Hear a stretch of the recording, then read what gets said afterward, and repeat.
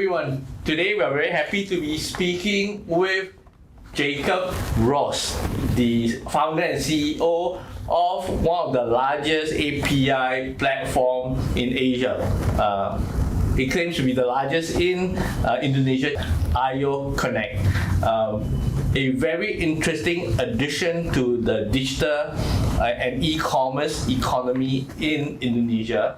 A booming market for financial technology and increasingly for digital banks, for an increasingly digitally savvy population. Very happy to have you here, Jakob, with us for this interview.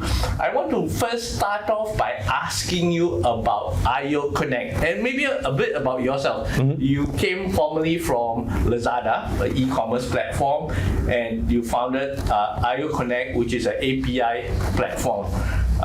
Tell us a bit more about an API platform. How is it different from API exchange, right? For example, in Singapore, we have the API exchange. And how is it different from finance as a service, right? What role does it play in this whole phenomenon called open finance? I'm the CEO and founder of Ayoconnect. My background is actually in Ecommerce, Fintech, and financial services. Prior to founding Ayoconnect, I was the director for Lazada Indonesia. So actually having spent a number of years on the ground in Indonesia gave me the opportunity to see the challenges that are there in the financial ecosystem, but also some of the opportunities that digital finance can provide. And when my co-founders and me started Ayoconnect, we really wanted to tackle some of those challenges, and we felt that APIs and then more broadly open finance gave us the opportunity to do so. So Ayoconnect today is the largest API platform in Indonesia. We have sort of like a set of APIs. Some of our APIs are related to payment-related services. Some of our APIs, it's going more into the embedded finance direction, and some of our APIs are pure data APIs. So the idea for us is essentially we want to create a business that sort of like powers the leading companies of today and fintech unicorns of tomorrow. And in order to do so, we have those embedded finance and data solutions that give our customers the opportunity to essentially launch banking and payment-related services on their platforms to their customers in a matter of days or weeks, compared to historically having to spend months or years even of launching some of the features. So APIs for us are sort of like a means to an end. The purpose of an API is essentially to connect entities or companies, and in a lot of our cases, banks with fintechs and third-party platforms. But it's a means, right? But what we want to make sure is that there's a real use case behind it. And I think that's probably the difference to a pure API exchange, as you mentioned. So it's not like a marketplace model where anyone can just essentially put APIs on. We build them in-house. We curate them before we launch a new product. We actively talk to a large customer ecosystem that we have, including some of the largest banks and tech unicorns, and really make sure there's a need for those solutions. And a lot of those solutions are inspired by use cases that already exist in other parts of the world, but we also do a lot of heavy lifting of actually having to localize certain solutions and services to what Indonesia needs. The market is very different, and we can go a bit into that, but our idea is always to basically provide a full service stack of financial infrastructure APIs to our customers that they can more or less plug and play. Okay, so would I be correct to say that other players that operate in the same space as Ayoconnect would be those that provide kind of finance as a service type of solution? So it's going a bit in that direction. Actually, what we realized is there's not one company out there in another market that exactly that's what Ayoconnect does. So we take inspiration from a lot of models. So I think when people think about open banking, the companies that typically pop up is like Plate in the US, which essentially probably was one of the pioneers even before there was a term open banking.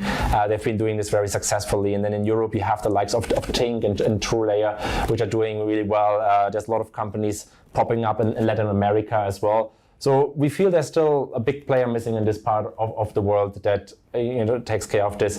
But then if you look into those models a bit closer, you realize the landscape is very different there. Like for instance, in Europe and the US, you have a high degree of banked people, which is not the case in for instance, Indonesia, where give or take 50% of the population is still unbanked. So if you want to get to know income levels of people, or you want to understand spending behaviors, and so just going after the banked population is oftentimes not good enough for our customers. So we need to also take care of the other side of the coin, which is the unbanked population, right? So how do you basically derive alternative data sets that can tell you or give you indications on those kind of sets? And that's where Ayoconnect is essentially, as I said, a very local version of the idea is the same in other markets, but we need to come up with very local approaches and be a bit more creative on what Indonesia gives us and what our customers need. And in Indonesia and very many parts of Asia, it's very different. Yeah. You have a huge market of unbanked consumers that you can, banks are all looking to serve, and to serve sustainably and profitably. And to bring it into the formal economy, so to speak. When it comes to Indonesia, we see it's still very early days to start with. Open banking, open finance, those terms are just starting to make the rounds. It kind of like started somewhere last year, and now everyone has heard about it. But there's still a lot of education that needs to be done across the board to customers, to fintech platforms, and also to banks of what it actually means and what it entails, and so on. I do believe there's opportunity for everyone involved in the value chain. Even banks are starting to realize that this actually provides great opportunities to tap into additional customer segments, additional monetization channels, and so on. But there's definitely a learning curve attached to it. And I think, as always, Southeast Asia essentially finds its own way, and it's going to be probably a bit of a hybrid of what we've seen in other markets.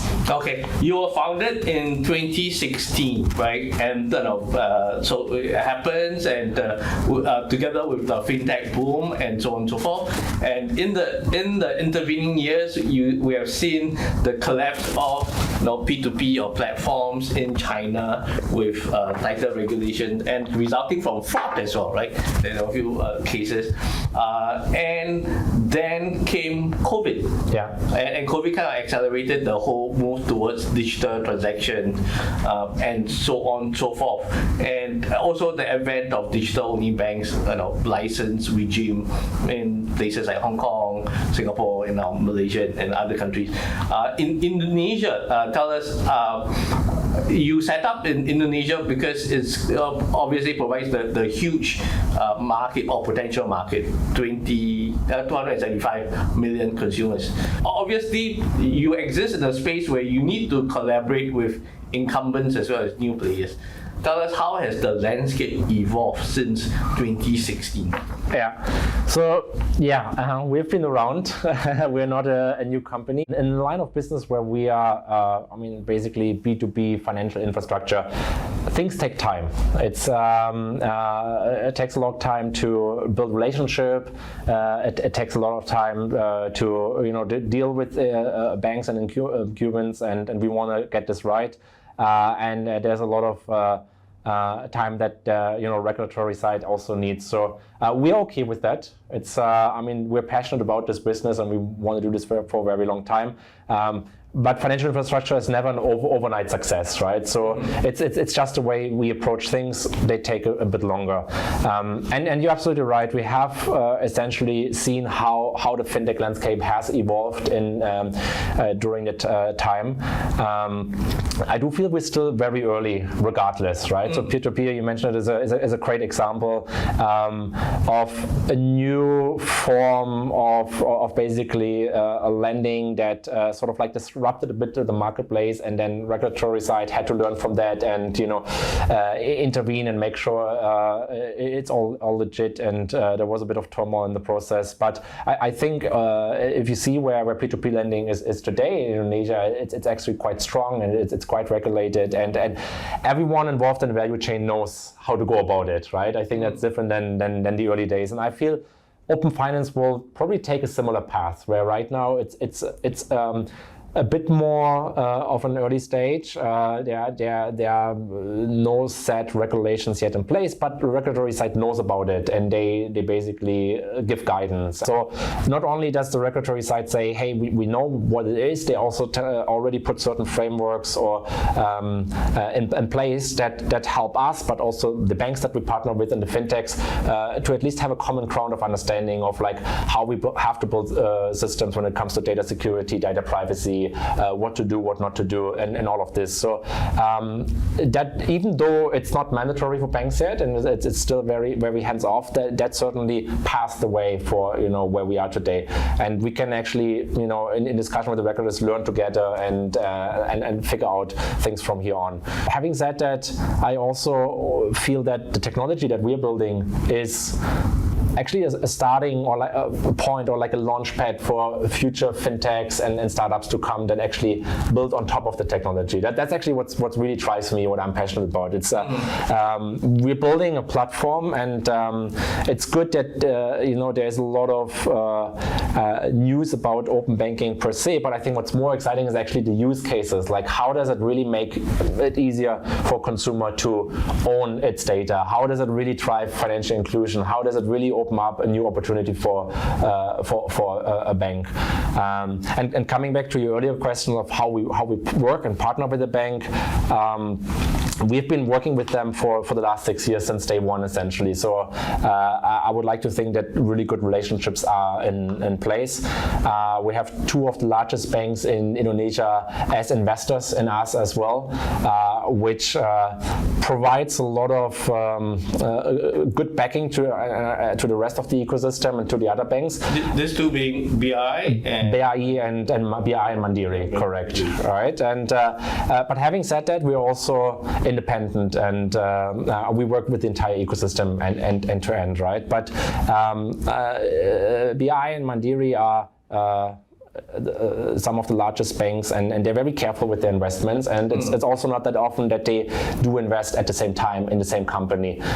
So that we're very humbled to have that backing, and we're also open to new banks to come in and become partners or shareholders of our company. So it really shows that we want to be agnostic, that we want to be open to partner with everyone. And that relationship with the banks essentially takes time to build. Yep. So it's a lot of meetings with various teams across the banks. But I feel that in the end of the day, you come out stronger. And another very important thing that the banks like about us is that we have a Category 1 license from Bank of Indonesia, which is probably the highest non-bank license there is in Indonesia, and that allows us to do a wide range of things, and that gives a lot of confidence to a bank, especially when it comes to sensitive things like data exchanging and integrating and core banking systems and APIs and so on. So they know that we had to undergo through a lot of scrutiny in order to get that license. It's almost being regulated like a mini bank, if you will, right? So there's a lot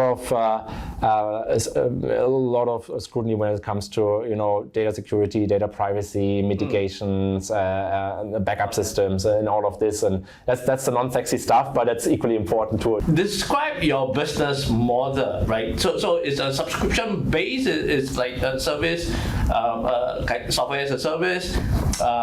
And it kind of raises the perennial questions to technology buyer, right? Whether they build it, or they buy it, or they partner with someone, right? So how do you help them address those Correct. So questions?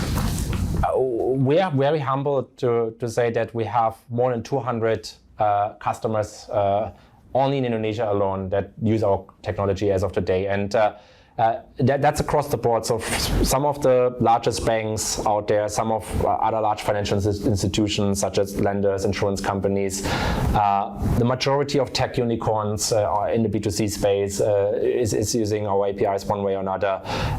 Now a big focus for us is more earlier stage startups, not only fintechs, but startups across the board, Series A, B, and C funded, even traditional companies that we call the local champions. That those are big household names that everyone in Indonesia has heard of, and even these are the unicorns. Unicorns from the tech background, but even companies that have been around for decades in the marketplace that you would not see as a tech company or as a startup company, and they need embedded financial solutions for their user bases. Even government related customers. So that's exciting for us. There's still a long way to go, but essentially what it helps is that we tap into very different customer profiles, and all of them have very different needs, and we're trying to build the solutions that they really need. Coming back to your question, why, what's the business model behind it, and why are they working with us? So we come from a very collaborative approach. So the idea is if you grow, we grow together, right? So we don't want to charge you a big upfront fee, or we're not going to do consulting projects and try to take a lot of money. It's only if you're successful with our solution, then we will ultimately be successful. So it's more often than not a variable kind of component, or it depends on the solution. So it's a pay per ping, pay per transaction, certain percentage of a volume, and things like this.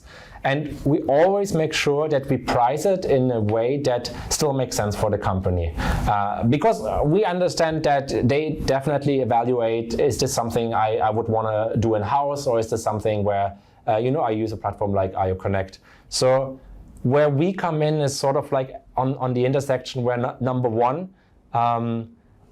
what we do is very expensive to build and takes a lot of time. Again, financial infrastructure. Even if you have all the money in the world, it would probably take you a couple of years to build it. Okay. And more often than not, you don't have the time. You need that solution today, right? There's a need from your customers, or coming from the business team, coming from that this is something that we want to have on our platform today. The second thing is that it's not just about building it, it's also about maintaining and operating it, and that's mostly overlooked by our partners in the beginning. They kind of evaluate the business case to build it, but they underestimate the running costs behind it. And to evolve it. Exactly, and that's where for us it completely makes sense to do it, because we build it one time and we can launch it to a few hundred partners, and we run automated systems in the back end that reduce our operational overhead to maintain the systems and so on. And that's where I feel it's a winner takes. It's a win-win situation for. Okay, tell us.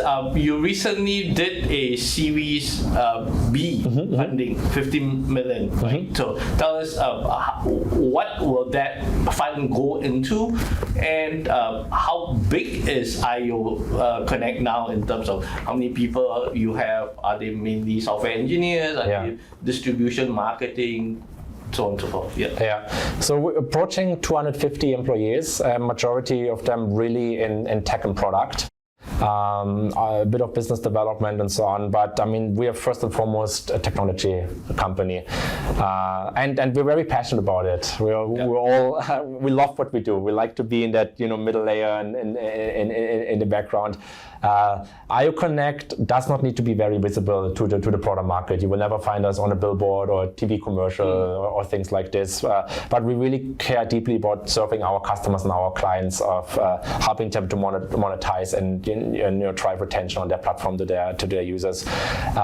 We did raise our Series B earlier this year. Very happy that with Tiger Global we have one of the best VCs in the world that came on board and gave us the backing. And they have seen this model scale in different parts of the world, very successful in there. Had good conversations with us and told us they're impressed with what we're building. But if you look at our investor base, it's quite diversified. So we have financial return-driven VCs such as Tiger, but also local VCs such as like AC Ventures and a few others. Private investors as well. Correct, right? And then we do have more strategic investors like some Mandiri BI or, for instance, PayU that came on board. That is the largest payment gateway in India. They do understand fintech and payments very well. There's value that they can definitely add to the business as well. And we even go as far as we have an impact investor on our cap table, which we're actually very passionate about. We don't speak about it a lot because we never serve the last mile to consumers directly, but we actually feel that a lot of the technology we're building does drive financial inclusion through our partners and clients and other intermediates in the midterm. And that's ultimately something that gets us very excited as well. Okay. Now, the investor kind of attitude towards fintech investment has also changed, right? With QE, where there is a lot of liquidity, versus now where we are facing historical high inflation, right? So there is now perhaps more focus on your path to profitability. And how has that changed how you operate since 2016 and now? Yeah. And how do you look at your KPIs now? Yeah. Have your KPIs changed? I think luckily for us, nothing has changed, right? The way we have approached and planned our business has always been very long-term oriented. Yeah. And that's coming back to the fact that there's no quick wins in building financial infrastructure. It takes time, it takes relationships, technology, all of those things. We have quite long sales cycles in our business as well. But the beautiful thing about our business is, despite it taking a bit longer to get it off the ground, is that it's actually a fundamentally healthy business at its core, right? So it's APIs talking to APIs. It's very automated. In an ideal state, it's very hands off. And today we already do see that our core solutions are profitable. As an entity, you're profitable. Not as an entity, as our core solutions, but what happens is that all the investments we take today are basically going to go into technology and solutions that are monetizing 6 to 12 months from now, right? So this is a conscious decision that we can take, where we can dial back and forth, where we say, where do we want to put our focus? And right now it's definitely more on capturing some of the newer solutions. And we know there's a demand out there. We're getting approach from our existing customer ecosystem who says, I need this and this and this, and it's not in the market, and when are you guys launching it today, right? So it gives us a very clear signal that this is a good idea to spend time and resources on that. But we're also in a comfortable situation where we could dial back and basically just steer the company towards a more profitable path if we wanted to. So this is a discussion that we have on an ongoing basis with our investors as well. But we're not in the business of crazy customer acquisition costs like what you would see sometimes on the consumer side of things, right? Or on subsidies or crazy competition, race to the bottom, all of those things. I do enjoy being in the B2B fintech sector precisely because of all of those reasons. Okay. Tell us what you mentioned your core solutions are profitable. What are the core solution, core requirements that you are focused on now? Payments? So historically we actually started on utility APIs back in the days, right? So it's if you go to an e-wallet in Indonesia and you do an electricity payment, there's a good chance that our APIs are behind it. If you go to a mom and pop shop and you do a telco recharge, there's a good chance that they're using our APIs behind it. So we've actually started the business by integrating more than 4,000 utility products into one single API. And the reason why we did it is because it's probably the biggest embedded financial use case in Indonesia. Like anywhere you go, offline or online, that's a use case that is out there that merchants want to have in their platform, but also customers need to do on a recurring basis. And the way, without going too much into specifics here, the way it's done in emerging markets is very different than, for instance, in Singapore or in Europe, US, and the likes of that. So that's basically where we learned how to build APIs in a very non-tech environment, if you will, right? So some of the utility companies that we work with, their databases are very old. They're in very remote areas. They go offline a few times per month for various reasons and so on. So that allowed us to really learn how to build great infrastructure, great tech, take care of reconciliation, mitigation, and all of this. So that has allowed us then over the course of the past years to branch into additional financial API use cases, where when we now deal with banks and financial institutions, we have very robust cases in place. But some of the solutions that we have in place from the early years, they're growing very nicely organically. They're profitable, and that allows us to actually put some of the money that we earn into the new solutions that we get excited today and that we want to see going live 6 to 12 months from now. So talk about some of the new opportunity, new solutions. There are something new that other banks, other markets are used to, which is new to Indonesia. So, for example. Yeah. So just to give us some examples, this quarter we're launching a direct debit solution in Indonesia. So this essentially allows merchants to pull funds directly from a bank account on a customer on a recurring basis. A direct debit has been around in a lot of markets, and it's extremely useful. In Indonesia, it doesn't exist till date. So we're actually very proud that we're on the forefront of building the technology there. And on the back, that goes down to like having discussions with banks for the last 2-3 years in order to now roll this out this quarter. It's going to be a game changer. Like any recurring payment you would have to do today, you need to proactively, as a consumer, do a bank transfer. You have to remember the date. You need to do the bank transfer. The next best thing, which is probably credit cards. Think about Netflix subscriptions and all of this. We all know the penetration is extremely low, less than 3% in Indonesia. So that doesn't work and so on. So basically, it's finally a way for merchants to do subscription payments and also for consumers to let go of the mental headache to have to remember recurring payments on a basis. So very excited that we're launching this. We're shortly launching an account opening API that has been in high demand from a lot of our customers. So basically, if you have an ecosystem of consumers and you're some sort of involved in taking care of their cash flows or their cash value chain in a way, you actually can push a button now and you can create a bank account with some of our partner banks for your customers, and you can white label this and almost brand it like your own neobank in a way, without having to deal with the regulatory red tape, without having to worry about the infrastructure and EKYC. Exactly, right. So everything end to end. Towards the end of the year, we're launching a cards issuings API. That means fintechs can have their own branded debit cards that they can integrate into then the bank account opening and so on. Bank statement and bank balance API is something that the market desperately needs in an official way, where you're directly integrated officially with a bank with the consent of the customer, obviously, but get to know their last transactions, their income, their spending behaviors, and so on. On the payment side of things, we're branching into disbursements, where a lot of our merchants have to disperse basically the opposite of receiving funds, sending funds to a large amount of customers on the other side, and not in a traditional sense how you would think about just directly into bank accounts. Also, again, thinking about Indonesia, e-wallets, even cash, right? So you could essentially go to a convenience store chain and then use them as an ATM and deduct cash. Agent banking, all of this, right? So there's and then a couple of others. So I think we're not getting we're not slowing down anytime soon, and there's a lot of building that we need to do, and we're still actively hiring.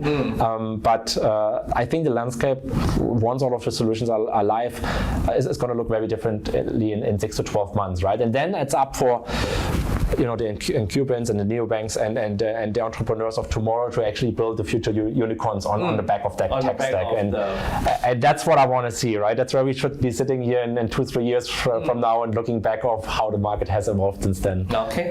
Collections is a big pain point as well. So we're having some ideas and early discussions on a couple of solutions that we could launch there. But I think what's important to our partners is that they're not taking solutions that are fragmented, right? So when they want to have a disbursement product, they want to make sure it works for bank accounts, for offline, for e-wallets, everything is integrated. Or when they have a bank account statement API, they want to make sure it's with all the banks, not just with a few, right? So that's where it's not just about launching a product, it's also then how do you scale it up and get really the depth within a certain solution, and that what takes time and effort. How big is this whole API market? Is a fraction of that. No, how do you measure it? It's by transaction, percentage of transactions?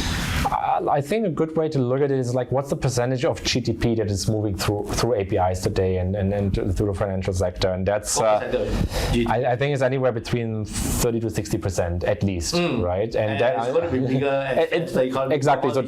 So the market itself is still growing, but then that percentage is also growing, right? So I think regardless of what the exact number is, I think we're in a good position, and the future will be exciting from here on.